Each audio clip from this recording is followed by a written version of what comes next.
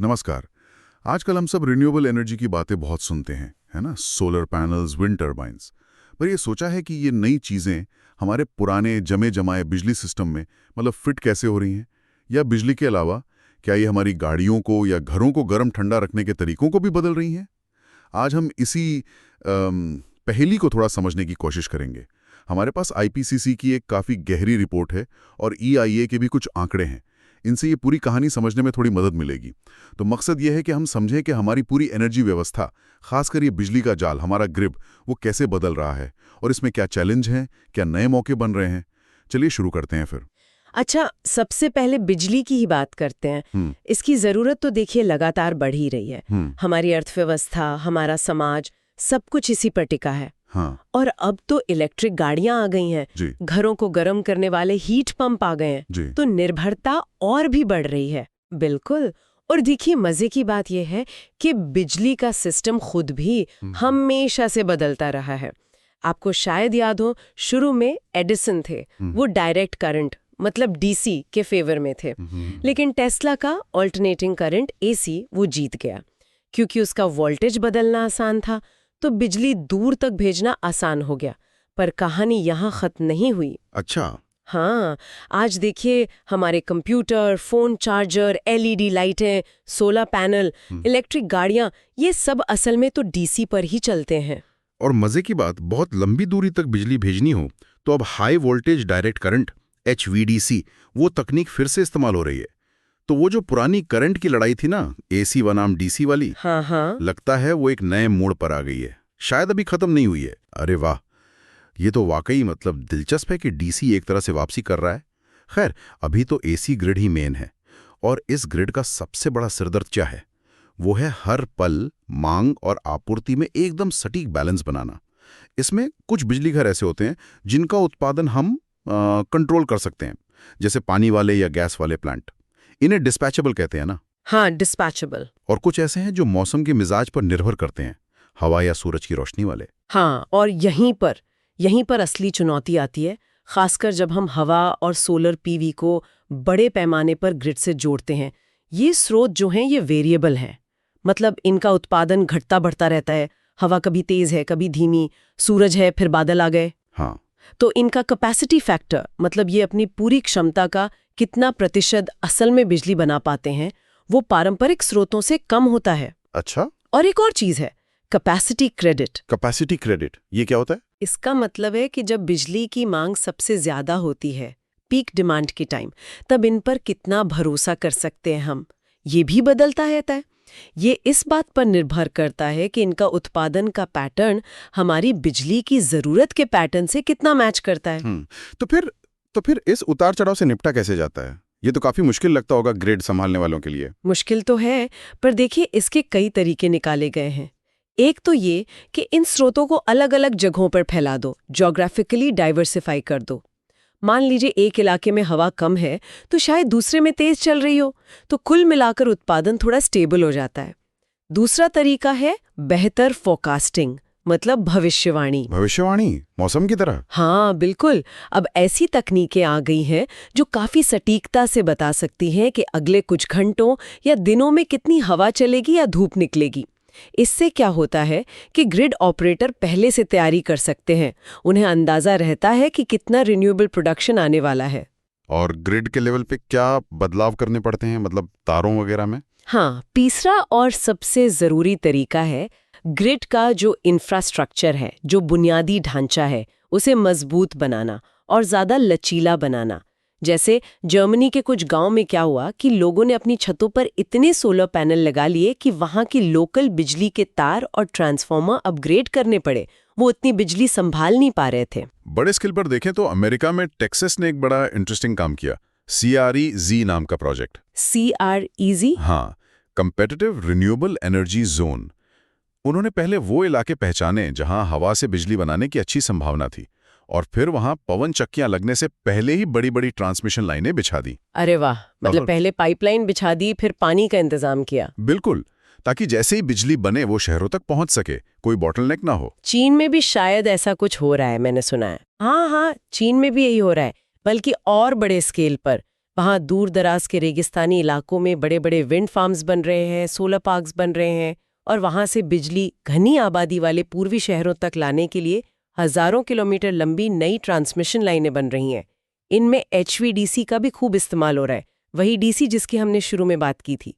तो ये सब दिखाता है कि रिन्यूएबल एनर्जी अपनाने का मतलब सिर्फ प्लांट लगाना नहीं है, पूरे बिजली पहुंचाने के सिस्टम को अपग्रेड करना पड़ता है।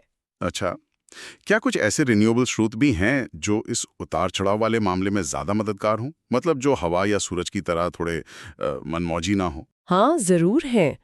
ऐसे रिन्यूएबल स्रोतों को डिस्पैचेबल कहते हैं, जिनका उत्पादन हम जरूरत के हिसाब से घटा बढ़ा सकें। इनमें सबसे बड़ा तो है हाइड्रो पावर, यानी पानी से बनने वाली बिजली। खासकर वो बांध वाले प्रोजेक्ट जिनमें पानी जमा किया जा सकता है, रिजर्वॉयर वाले। जरूरत पड़ी पानी छोड़ा, बिजली बनाई, जरूरत नहीं पानी रोक लिया। एक तरह से ये बड़ी बैटरी का काम करते हैं। इसके अलावा भूतापीय ऊर्जा है, जियोथर्मल। धरती के अंदर की गर्मी से बिजली बनती है, ये लगातार मिलती रहती है। बायो एनर्जी भी है, जैविक पदार्थों से बिजली बनाना। और एक खास तरह की सोलर तकनीक है, कंसंट्रेटिंग सोलर पावर, CSP। इसमें सूरज की गर्मी को स्टोर किया जा सकता है ताकि रात में या बादल होने पर भी बिजली मिले। अच्छा, तो ये डिस्पैचेबल स्रोत ग्रिड को स्टेबल रखने में मदद करते हैं? क्या दुनिया में कहीं ऐसा हो रहा है जहां ज्यादातर बिजली इन्हीं से आती हो? बिल्कुल। नॉर्वे को देखिए, वहां लगभग 99% बिजली हाइड्रो पावर से आती है। 99%? हाँ, उनके पास बड़े बड़े रिजर्वॉयर्स हैं जो बैटरी की तरह काम करते हैं। आइसलैंड भी कमाल का है, वहाँ करीब 75% बिजली हाइड्रो से और बाकी 25% जियोथर्मल से आती है। तो ये देश दिखाते हैं कि अगर आपके पास अच्छे डिस्पैचेबल रिन्यूएबल स्रोत हैं तो आप बहुत ज्यादा मात्रा में रिन्यूएबल बिजली पर निर्भर हो सकते हैं, लगभग पूरी तरह से भी। लेकिन हर देश तो नॉर्वे या आइसलैंड नहीं बन सकता। जिन जगहों पर हवा या धूप ज्यादा है, वहाँ ग्रिड को स्टेबल रखने के लिए और क्या करना पड़ता है? आपने ट्रांसमिशन लाइनें बढ़ाने की बात की, और क्या? हाँ, ट्रांसमिशन के अलावा कुछ और चीजें भी बहुत जरूरी हैं। एक तो ये कि जो पुराने पारंपरिक बिजली घर हैं, कोयले या गैस वाले, उन्हें ज्यादा फ्लेक्सिबल बनाया जाए। मतलब वो जरूरत पड़ने पर जल्दी से अपना उत्पादन कम या ज्यादा कर सके, रैंप अप रैंप डाउन तेजी से कर सके, ताकि जब हवा तेज हो या धूप तेज हो तो वो अपना प्रोडक्शन कम कर दें, और जब हवा धूप ना हो तो वो तुरंत बढ़ा दें। दूसरा बड़ा समाधान है एनर्जी स्टोरेज, ऊर्जा भंडारण। स्टोरेज जैसे बैटरी? हाँ, बैटरी एक ऑप्शन है। बड़े बड़े बैटरी फार्म्स लग रहे हैं। एक और पुराना और टेस्टेड तरीका है पम्प्ड हाइड्रो स्टोरेज। इसमें पानी को ऊपर चढ़ाकर स्टोर करते हैं और जरूरत पड़ने पर नीचे गिराकर बिजली बनाते हैं। भविष्य में हाइड्रोजन भी एक स्टोरेज का माध्यम बन सकता है। स्टोरेज क्या करता है? वो दिन में बनी एक्स्ट्रा सोलर बिजली को रात के लिए बचा सकता है, या तेज हवा के समय बनी बिजली को तब के लिए जब हवा धीमी हो। ये ग्रिड को बैलेंस करने में बहुत मदद करता है। और हम आप जैसे जो बिजली इस्तेमाल करते हैं, आम उपभोक्ता, क्या हमारी भी कोई भूमिका है इसमें? अरे, बहुत महत्वपूर्ण भूमिका है। इसे कहते हैं डिमांड साइड मैनेजमेंट, DSM, यानी मांग का प्रबंधन। इसका मतलब है कि हम बिजली कब और कैसे इस्तेमाल करते हैं उसमें बदलाव लाकर ग्रिड की मदद करें। सोचिए, अगर स्मार्ट मीटर लगे हों और बिजली की कीमतें इस दिन के अलग-अलग समय पर अलग-अलग हों, डायनामिक प्राइसिंग हो, हाँ, तो लोग शायद अपनी इलेक्ट्रिक गाड़ी रात को चार्ज करना पसंद करेंगे जब बिजली सस्ती हो और ग्रिड पर लोड कम हो, या फैक्ट्रियां अपने कुछ काम ऐसे समय पर करें जब रिन्यूएबल एनर्जी ज़्यादा उपलब्ध हो। इससे पीक डिमांड कम होती है और ग्रिड पर स्ट्रेस कम होता है। इसके अलावा ऊर्जा के अलग-अलग सेक्टर्स को जोड़ना भी फायदेमंद है, जैसे बिजली और हीटिंग को मिलाना, जहां थर्मल स्टोरेज काम आ सकता है। असल में ये सब मिलकर काम करता है, कोई एक जादुई छड़ी नहीं है। बेहतर ग्रिड, लचीले प्लांट, स्टोरेज और समझदार उपभोक्ता, ये सब मिलकर ही सिस्टम को बदलते हैं। ठीक है। तो ये बिजली ग्रिड की कहानी तो काफी उलझी भी है, पर दिलचस्प भी है। पर ऊर्जा का इस्तेमाल तो सिर्फ बिजली बनाने में नहीं होता। हमारे घरों को गर्म या ठंडा रखने में, हमारी गाड़ियों में, फैक्ट्रियों में, वहां भी तो ऊर्जा लगती है। क्या रिन्यूएबल एनर्जी इन एरिया में भी कुछ कर रही है? जैसे ये डिस्ट्रिक्ट हीटिंग एंड कूलिंग क्या चीज है? DHC। DHC, हाँ, डिस्ट्रिक्ट हीटिंग एंड कूलिंग। इसका मतलब है केंद्रीयकृत तापन और शीतलन। इसमें क्या होता है कि एक सेंट्रल प्लांट होता है जो गर्म या ठंडा पानी बनाता है। हाँ। और फिर वो पानी पाइपों के नेटवर्क के जरिए कई सारी इमारतों तक पहुंचाया जाता है। हाँ। खासकर शहरों में ये बहुत एफिशिएंट तरीका है। राइट। और इसकी खूबी ये है कि उस सेंट्रल प्लांट में आप कई तरह के ऊर्जा स्रोत इस्तेमाल कर सकती हैं। कर सकते हैं। रिन्यूएबल भी, जैसे बायोमास जलाकर पानी गर्म करना, हाँ। लकड़ी, खेती का कचरा वगैरह, हाँ। या धरती के नीचे की गर्मी, जियोथर्मल एनर्जी, हाँ। उसका इस्तेमाल करना, Yeah.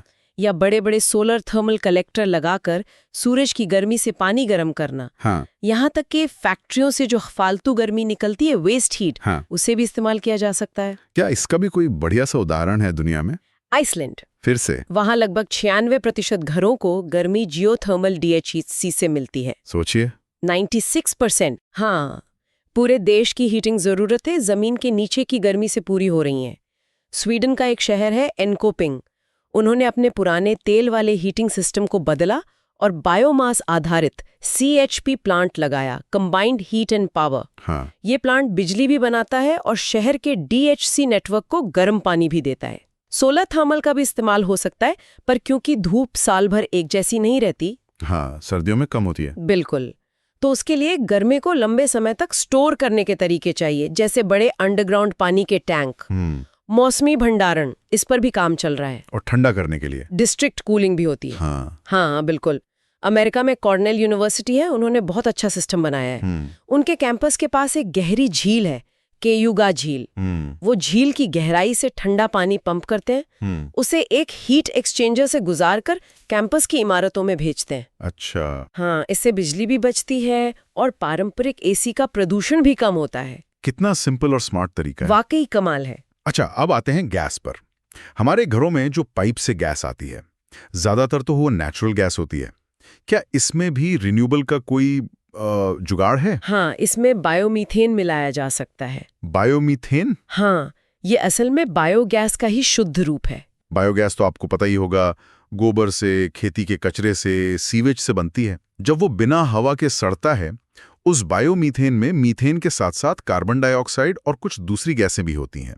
अगर इन अशुद्धियों को हटा दिया जाए तो हमें लगभग शुद्ध मीथेन मिलती है, वही है बायोमीथेन, और इसे सीधे नेचुरल गैस की पाइपलाइन में डाला जा सकता है। क्या ऐसा कहीं हो रहा है? हाँ, यूरोप में कई जगह हो रहा है। स्वीडन का लिंकोपिंग शहर फिर एक अच्छा उदाहरण है। वहाँ का बायोगैस प्लांट शहर के कूड़े कचरे और इंडस्ट्री के वेस्ट से बायोमीथेन बनाता है। वो गैस ग्रिड में जाती है और शहर की बसें और कई गाड़ियां उसी बायोमीथेन पर चलती हैं। अरे वाह! हाँ, और भविष्य में एक और पॉसिबिलिटी है, हाइड्रोजन की। जब कभी हवा या धूप से ज़रूरत से ज़्यादा बिजली बन रही हो, तो उस एक्स्ट्रा बिजली से पानी को तोड़कर हाइड्रोजन बना सकते हैं, इलेक्ट्रोलाइसिस से। फिर इस हाइड्रोजन को या तो सीधे इस्तेमाल करें या नेचुरल गैस में मिलाकर पाइपलाइन से भेजें, या फिर उसे मीथेन में बदलकर ग्रिड में डालें। हालांकि हाइड्रोजन को स्टोर करना और पाइपलाइनों में भेजना, उसमें अभी भी तकनीकी और खर्चे की चुनौतियां हैं। समझ गया। अब सबसे बड़ा चैलेंज शायद परिवहन, ट्रांसपोर्टेशन। हाँ, हमारी कारें, ट्रक, जहाज, हवाई जहाज, ये सब तो ज्यादातर पेट्रोल डीजल पर ही चलते हैं। यहाँ रिन्यूएबल कैसे आएगी? ये तो बहुत मुश्किल लगता है। ये शायद सबसे मुश्किल क्षेत्रों में से एक है। पहली बात तो ये कि गाड़ियों का लाइफ स्पैन लंबा होता है, 10-15 साल या ज्यादा। तो सड़कों पर जो गाड़ियां हैं उन्हें बदलने में ही सालों लग जाते हैं। फ्लीट टर्नओवर धीमा होता है।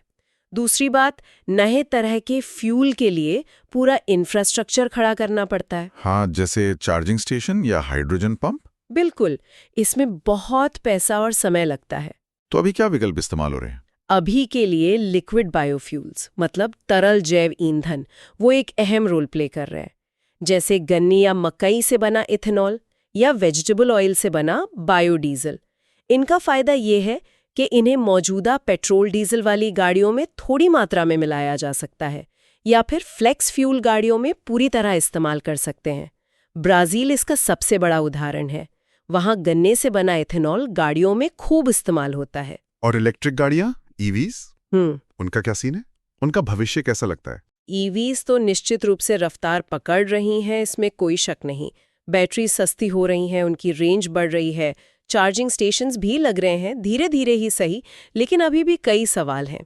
बैटरी बनाने के लिए जो मिनरल्स चाहिए, लिथियम, कोबाल्ट, वो कहाँ से आएंगे? उनका खनन सस्टेनेबल है? चार्जिंग में अभी भी टाइम लगता है। और सबसे बड़ी बात, जब लाखों ईवीज एक साथ चार्ज होंगी तो हमारे बिजली ग्रिड पर कितना लोड पड़ेगा? हाँ, ये तो है। उसका मैनेजमेंट कैसे होगा? यहाँ फिर से वही डिमांड साइड मैनेजमेंट वाली बात आ जाती है। Smart charging, off peak charging. Hydrogen वाली गाड़ियों के बारे में भी सुना है, फ्यूल सेल व्हीकल, HFCVs, उनका क्या है? हाइड्रोजन फ्यूल सेल वाहन भी एक विकल्प है।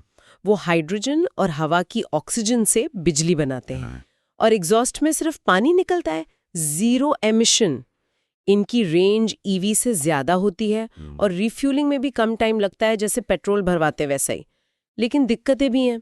एक तो ये गाड़ियां भी बहुत महंगी हैं, दूसरा हाइड्रोजन भरने के स्टेशन वो तो लगभग हैं ही नहीं।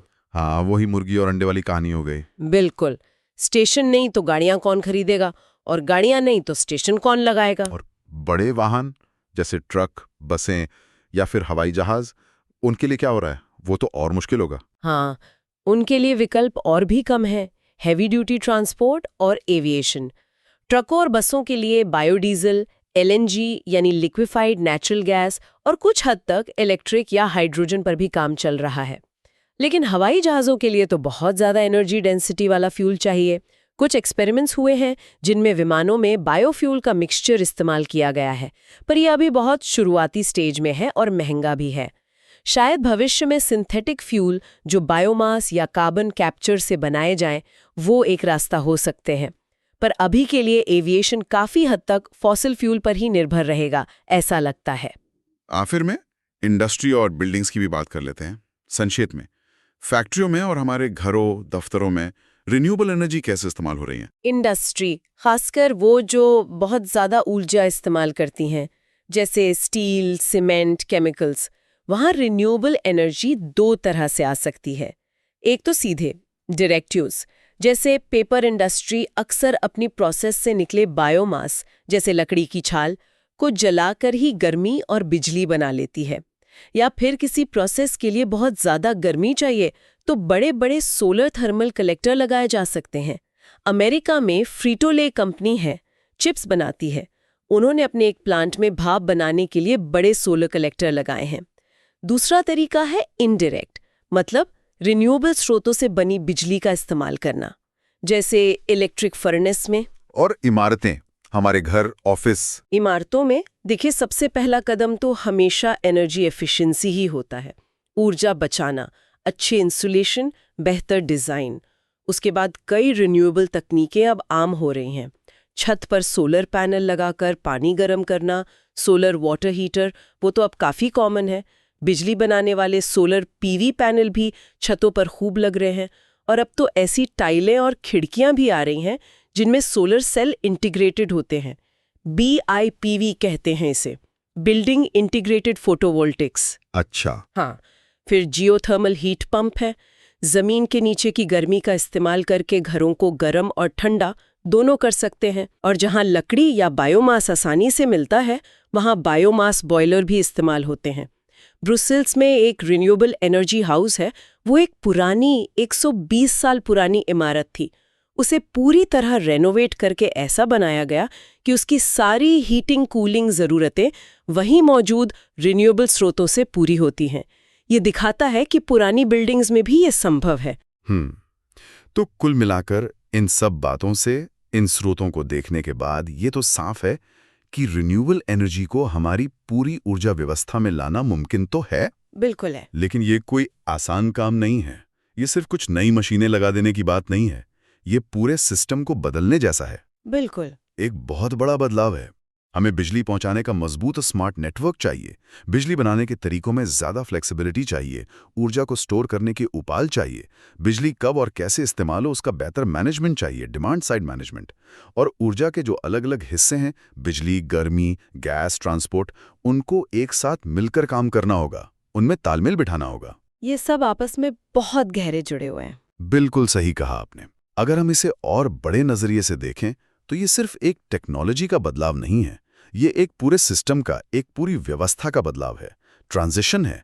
और यहाँ वो एसी-डीसी वाली बात फिर से मुझे बड़ी दिलचस्प लगती है। हाँ, जहाँ एक तरफ हमारा बिजली ग्रिड ज्यादातर एसी पर ही चल रहा है और शायद आगे भी चलेगा, वहीं डीसी का महत्व खास जगहों पर बढ़ता जा रहा है। लंबी दूरी की HVDC लाइनें, हमारे सारे इलेक्ट्रॉनिक गैजेट, इलेक्ट्रिक गाड़ियां, सोलर पैनल, ये सब तो डीसी वाले हैं। तो ये सवाल सोचने लायक है। क्या हम भविष्य में एक ऐसी मिलीजुली हाइब्रिड एसी-डीसी ऊर्जा व्यवस्था की तरफ बढ़ रहे हैं जहां दोनों तकनीकें साथ-साथ काम करें, अपनी अपनी ताकत का फायदा उठाते हुए? क्या पता वो जो करंट की लड़ाई थी उसका अंत किसी समझौते में हो। ये एक सोचने वाली बात है। हाँ, ये सोचने के लिए वाकई एक बहुत ही दिलचस्प नुक्ता है कि भविष्य शायद एसी या डीसी का नहीं बल्कि दोनों के मेल का हो। आज इस गहरी और वाकई बहुत जानकारी भरी बातचीत के लिए आपका बहुत बहुत शुक्रिया। शुक्रिया।